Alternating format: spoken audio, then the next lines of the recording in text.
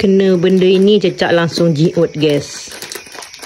Nanti kita tengok cara suami jiutkan cecak pakai ini ya. Suami lagi merakit getah untuk membedik cecak dagil, guys. Gelap, guys, tapi untunglah kita ada senter ni. Ini senter lama, guys, zaman Arya Muda kemarin dikasih sama Kak Nurul. Kak Nurul dari Malaysia datang ke rumah kasih senter ini. 2. Mak 1, Arya 1. Macam bulu kan, guys. Ditarik, kenakan tempatkan pada cecak. Kalau kena langsung hancur kedak lah cecak. Tu suami lagi merakit tu. Malam-malam buta gelak-gelak titap merakit, guys.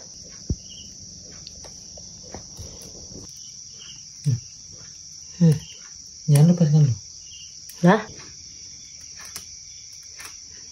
Nah, kau lepas.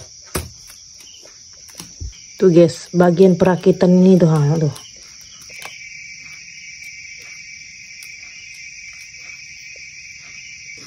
Dan ini hasil yang suami rakit tadi, guys. Ini sekali bedal di cecak langsung arwah lah cecak tu, geng. Bagi dulu celah-celah ini cecak.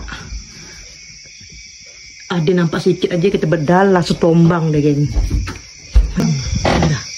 Itu barangnya, geng. Itu dia. Tak kena, geng. Hancur ya. Terpelik pecah, geng. Cecak tak kena, terpelik hancai. Oh ya, Bocor. habis pelakon suami. Tak apa lah buat hiburan. Tu tu. Let's go, suami. Lepas kau. Kan dah kecakap. Terkebai nyawa kau cecak. Kena pada barang suami tu. Aduh. Ya, habis cecak. Oh, ini saya pun. Ada lagi barang tu. Lebas. Memang pendekar. Mak, masa menyelamatkan diri, geng. Mesti menyelamatkan diri. Ni tekak cecak ekornya tadi. Ya, mana sih yang satu tadi tembak satu? Tu nampak tu ni. Mana barang tu?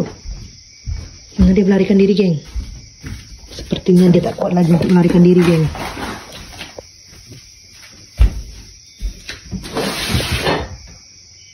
Dia tak kuat lagi, geng. Mak, arwah langsung, geng. Arwah langsung cecak ni. Tuh, terkebai. Tuh. Dihombankan, guys, cecak tu, jangan dibiarkan. Beranai rumah. Tuh. Dari kita gaskan, kita buang. Besok pagi ayah makan. Alah, makin dekat dia. Tembak pada babi dah angkat ubi, bintat begitu. Bintat begitu babi, guys. Kalau kita pakai itu, nangkap babi. Nah, itu dia. Terkebai, geng. Langsung terkehai di situ dia.